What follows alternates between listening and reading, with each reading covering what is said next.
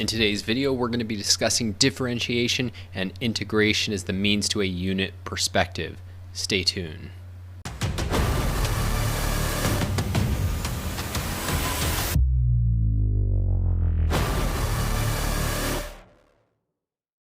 All right, so now we are diving into Chapter 3, Concept Formation. And we get at the beginning of this chapter a brief intro about the power of concepts, the power in the realm of knowledge and in the realm of action. And it's the conceptual level that gives us the uniquely human ability to understand and deal with reality. So what are concepts? Well, the way that we're introduced to it is that what the conceptual level really is our unique ability to view existence as units, that is, members of a group of other similar members. And so the question is, well, how do we actually reach that? How do we achieve the unit perspective? And we get in this section the conscious process that's involved in viewing things as units. And Leonard says it boils down to differentiation and integration. So first we engage in differentiation. We see that these two existents, what we'll eventually call men or man, are similar, perceptually similar. We're talking about this process to begin with in the cases, the first concepts we form from perception. They're visually similar to, as contrasted with other existence in our field of perception. Say a cat. My cat is back there. So, if I had two human beings up here, I could form the concept man if I hadn't gotten around to it already by contrasting it with the cat. But right now, all we have is a selective focus. And in order to have a concept, in order to have an enduring awareness of the units of man, we need to integrate. And the way that we're going to do that is by taking this awareness of a similar group and holding it and attaching a word to it. And that's going to complete the process of integration. And so we say, all right, I'm going to call man all existence like this similar group that I encounter, past, present, future, and I'm going to apply all the knowledge that I gain about them to those units. I'm going to regard these existence as units from here on out. So we're going to explore we're going to explore this whole process in more detail. But the question that Leonard leaves us with is, okay, that's the kind of conscious process, but how do we actually do that? How do we justify our ability in order to go beyond what we perceive and to have a conceptual perspective on things, to view things as units? What in reality allows us to do that? And that's really going to be what we're going to go on to discover. So first of all, let's just get clear on the problem that Leonard leaves us with. And one way to think about it is the way that it arose historically. What was the problem about this relationship between concepts and percepts, or abstractions and concretes? What was, as it's called in the history of philosophy, the problem of universals? And one way to grasp exactly how this problem was formulated and thought of, in his history of philosophy lectures on Plato, Leonard gives the example of like you're comparing two human beings. And if I said, for example, this isn't Leonard's exact example, but if I said Kant and Ayn Rand are the same person, well, how would you go about addressing that? You'd say, no, look here's all the various ways that they differ. They're not the same. And in effect, that's what Plato does with abstractions and concretes. So it's that, abstractions are singular, concretes are many. Abstractions are physical or material. Universals are abstract and immaterial, and concretes are material, particular, physical. Abstractions don't change. Concretes, the world of particulars that we perceive, they change all the time. And then I think most fundamentally, abstractions are known through reason, through the mind, and concretes and particulars are known through the senses. And so Leonard's view is, or not Leonard's view, Plato's view is, well, how can you say that these things are related to one another? Like they're fundamentally different, and that ultimately you can't say that universals refer to things in this world, but they have to refer to something, because there's this idea in ancient Greece, which is, what is, and what is not, is not. And the idea of, so the universals have to refer to something. They have to refer to something real. And so that something must be another dimension, another reality. And of course, other philosophers said this is not, starting with Aristotle, said this is not a really good answer. And we'll get into some of the other answers. But what I want to stress right now is the problem. The problem is, what exactly is this relationship between the universal and the particular, or between concepts and percepts, between the abstract and the concrete? And it's being able to name this and defend this is going to be crucial if we're going to say that our knowledge at the conceptual level is knowledge of reality. So just to give an indication of some of the historical answers, and really the two that are, I think, most important, really there's one most important, but just we've talked a little bit about Plato's, is that what is called realism or extreme realism is saying that universals exist, but they exist in effect as concretes in another dimension, that there is a manness out there in reality.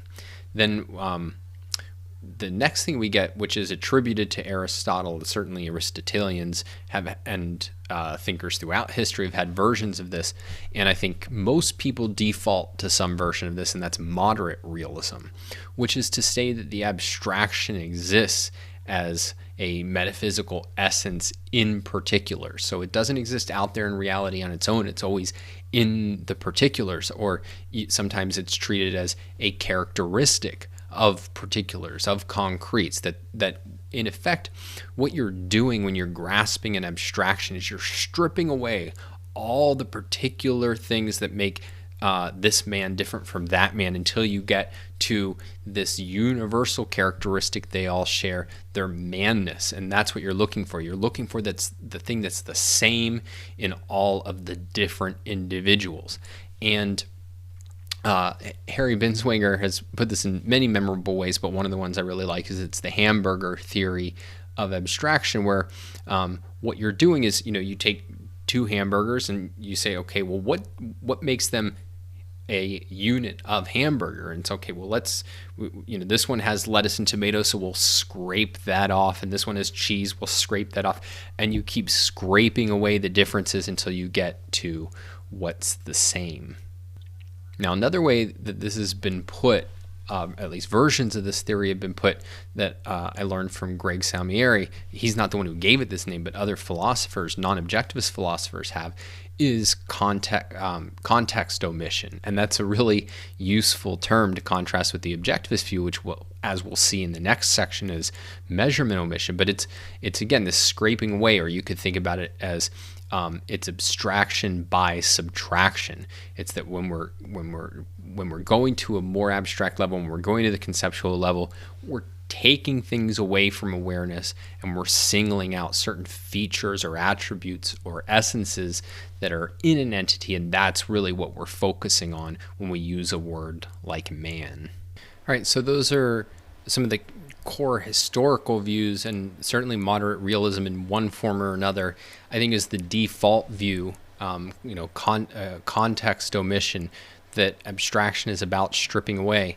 And one of the things we've talked about is the way in which this book is not polemical in its whole approach and essence, is that we're getting the philosophy as if you came up with it yourself and are systematizing it and organizing it. And yet what we get is that from objectivism's perspective, it's not that you sit down and have an argument against moderate realism and realism. It's that the whole approach from day one and moment one is just a completely different way at coming at the issue. So if you think about context omission, abstraction is subtraction. We're stripping away differences. That is going to be completely hopeless as an approach to forming concepts, because if you actually look at any two existents, none of them will be identical. That if you take the hamburger example, right? Like the bun, well, they could be different breads, but even if they're both sesame buns, they'll have different amounts of seeds. There'll be different thickness, or one will be more fresh than the other. On the other hand, you strip away, well, one has cheese and one doesn't. Okay, so we have to get rid of that. Now we're just left with the patties and say, okay, well, aren't those identical? And of course, they're not identical at all. As somebody who just had a burger for dinner, let me tell you, it was very different from other burgers. And even if you took two seemingly similar patties, one's going to be a little bit more cooked than the other. They'll be slightly different weights. They're going to be, different ages, different amounts of freshness. At the end of the day, they're going to be different numbers of atoms and who knows what else. But the point is that stripping away differences doesn't get us to a kind of universal attribute. It doesn't get us to like a vague attribute that these things all have in common. It gets us to zero. And so that's really what abstraction by subtraction equals zero. And so if we actually want to get off the ground, we have to realize that that's not at all what's going on when we're forming concepts. When we're forming concepts, we're taking a unit perspective. It's that we're not stripping away, we're grasping something greater. We're grasping a relationship between existence. And that's the process that we're going to talk about and go through, is how we actually grasp this relationship and what that relationship refers to. But it's that we're viewing existence in all of their characteristics, all of their qualities, but we're seeing something more. We're seeing a certain relationship between them that we hadn't seen before. And so this relationship reflects a human perspective. It's a human way of looking at things. And without human beings, there would not be concepts. Things would not exist as units. They'd exist with their attributes, with their relationships, but there would be no consciousness from which to regard them as members of a group. And that's our special power, and that's what we want to investigate, is how is it that we can view them as a group, and what can we do with that once we're regarding them as a group. But nor is it subjective. It's not arbitrary, and that's what we're going to ultimately have to unravel, is what are the facts about things that allow us to view them as members of a group? What are the relationships that we're grasping when we're seeing things as units rather than just as different existence with their unique, non-identical identities? So the first step in concept formation, the first step in gaining a unit perspective, is, we said, differentiation. And this should actually be a little confusing, because in differentiation, we're talking about similarities. And so it seems that there's kind of a tension, right? Like, why would the process of differentiation, which evokes the idea of difference, be the key to similarity? And so if we take an example, I think it makes it a lot more clear. So Harry Binswanger has really focused on this idea that consciousness is a difference detector. So if you take two human beings, Steve Jobs and Bernie Madoff, you could write a whole article about how they're different. In fact, I did write an article about how they're different. Different heights, different ages, different levels of intelligence, different levels of morality, different levels of criminality. Maybe, i.e., one was not a criminal and one was a horrible criminal. Different industries. Like, literally, you could just go on and on forever. That all you would see presented with these two different people is the rich differences between them. But now, bring a sloth into the picture. Now, once you have these two people as against a background of a sloth, what leaps out at you is their similarities. Now, think about that. What's going on here, and this is why it's an issue of differentiation, is that you're seeing these two people as against that sloth. You're differentiating them from something that's even more different. So yes, you have two human beings who are different in many, many, almost an endless number of ways. And yet, once we bring in a contrasting concrete to the picture, once we bring in differences that are greater than the differences between these two people, it swamps out the smaller difference. And that smaller difference is going to be perceived as a similarity. That similarity, another way to think about it, is less differences against a background of much greater differences. And you can multiply examples of this, and we'll talk about more about this process in the next video and get underneath this process some more. But if you think about, my two fingers, are they close to each other or are they far away? Well, all we perceive if we're just looking at them is, okay, they're apart. But we have no way to say whether they're close or far except in reference to another point, right? And so if you have another point right here, you'd say, okay, these two fingers are far away, and these two fingers now look close, particularly if we move this out, a little bit more. It's that you would say, yeah, these are pretty much in the same spot. And then particularly if, we made, a point 20 feet away or 1,000 feet away, you'd say, yeah, these guys are close as against that third spot. Or if you want to take color, right? Let's see. So I have basically no color. But what can we do here? All right. So we have a box of Cheez-Its, which, dinner of champions. And then we have they're called sparkling ice, but under the influence of my children, we call them spicy juice. And you could say, well, those look different colors, but if we compare those, what we would as adults call red against this yellow, well, suddenly they look very similar.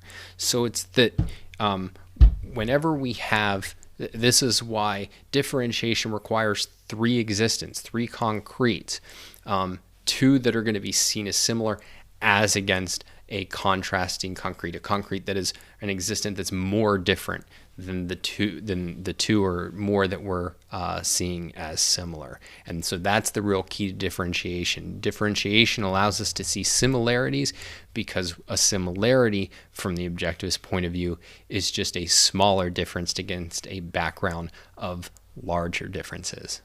Okay, so that's differentiation, but we don't yet have a concept. What we have is that we're pausing on a similarity and we're starting to see that there's a relationship between these things.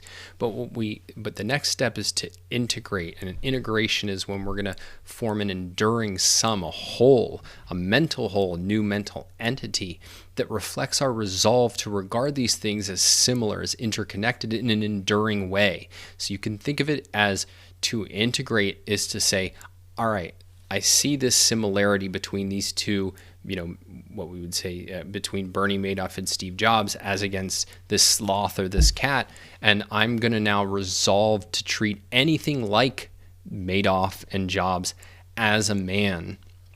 And the word is going to be really important. That's what completes the integration. That's what creates and allows us to retain this policy of regarding these separate individuals as units of the concept man. And this idea of concepts as a policy of regarding things as units, is really important. That what you're doing when you add the word to it is saying, like, I'm no longer just going to see this as Joe or John or Cynthia, that I'm regarding all of these as also in a relationship with one another, in a relationship with everyone like them, and that's what's being captured by man. And part of what I want to underline here is that when we're forming the concept man, then it is not the concept is not the similar characteristics. It's not the things that distinguish them from others. It's not a feature or characteristic that's being retained. It's not the thing that makes them similar. It is the concretes. It is Jobs and Madoff and Cynthia and everything that we may ever learn about them, and everyone who ever existed and will ever exist.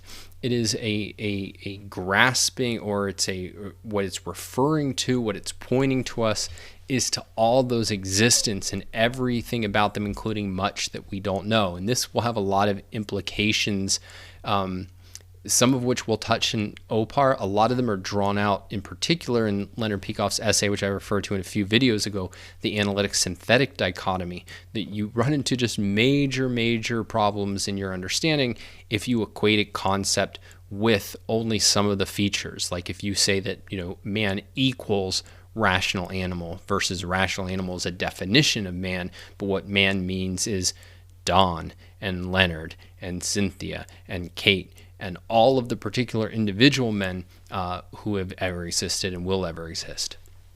And so I was saying that what a concept is doing is it's a policy of regarding existence in a certain way as units. And another way to think about this, and a really powerful analogy that Ayn Rand gives for it, is that a concept is like a file folder, and you can think of the word as the label in the file folder. And what do you put in the file folder? Well, it's a resolve. It's a policy of I'm going to put, let's say, I think Greg Salmieri gave a really good example. He said, like, all right, I have these are, tax receipts. And so this is my tax receipt folder. And what it is I'm putting myself on a policy of whenever I get, a receipt that's relevant to my taxes, it goes in the folder, and then I can use the folder in certain ways. And I know that, like, when I sit down to do my taxes, okay, I have my receipts right here in the folder. And one clarification that's really helpful, because it's a mistake that many of us have made with this analogy from Ayn Rand, is what goes in the folder. And the thing that almost all of us have thought at the beginning is, well, it's the units.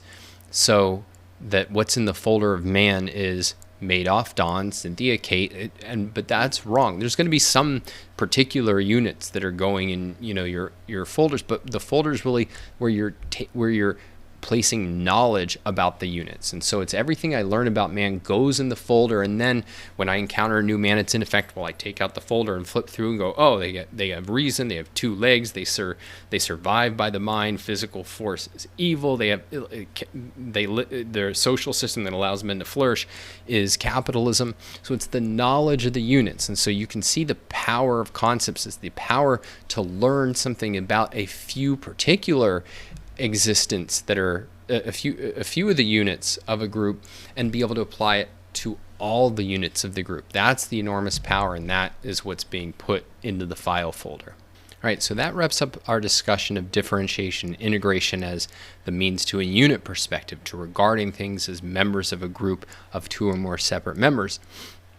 And what we're going to be looking at, though, is that that's really only the conscious process that one undergoes in viewing things as units, in reaching the conceptual level.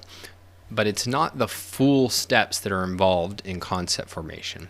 That we do start out by differentiation, by pausing on or noticing, taking cognizance of similarity against a background of differences, as seeing a smaller difference swamped by a larger difference. But the next step, which we haven't talked about, and we're going to talk about in the next session, is measurement omission. And this is really the underlying mechanics of what allows us to treat things as members of a group and apply our knowledge to some members, to all members of a group. And what this really amounts to is seeing the differences as falling into a range. That is, the differences between the similar members, the differences that we're pausing on when we're focusing on these two, Madoff and Jobs as against a sloth or a cat. These differences are differences of measurement. It's the same characteristics within a range of measurements. And so what we're doing is we're going to omit the specific measurements and that's what's going to enable us then to form an integration that is the concept. And so we talked about integration. Integration is unifying all of the existence, including ones that we have not yet encountered and may never encounter, into a whole that is held in the form of a concrete that is a word that stands for a concept, and that concept is opening a file folder that will put knowledge of the units into. But then in order to keep those file folders organized, in order to give identity to those words, we're going to have to define our terms, and that will be the final step that we'll talk about later in OPAR. But I just wanted to let you know where we are, because it's an interesting organization that is, instead of Leonard just mapping out, which you certainly could do, and objectivists who presented these ideas could do, and say, all right, let's start with differentiation. Now let's talk about the role of measurement omission. Now let's talk about the role of integration and applying a word, and then let's talk about definition. He's giving us the conscious process and then bringing in measurement omission as, well, this is explaining how we do that. It's explaining exactly what the relationship is between the abstraction and the concrete. It's explaining the factual basis of which we're not even aware. We don't have to know that we're omitting measurements in order to omit measurements. And so I think it's helpful to have it in both ways, to have it in the way that OPAR organizes it, and to see that there's a conscious process, and then we get that there's this underlying mechanics to it. But also I find it helpful to have it from the other perspective, which is if you were breaking down the conscious and subconscious processes involved from A to Z, what would the order be? And then it would be differentiation, measurement, omission, integration, and then finally definition. So we're going to delve next time into measurement, omission, and later we will get to definition. But for now, that is it. Until next time, you can subscribe to the YouTube channel and be sure to hit that bell so you don't miss any of these episodes. And as always, the best way to stay in contact is to go to donswriting.com and sign up for the newsletter. Talk to you next time.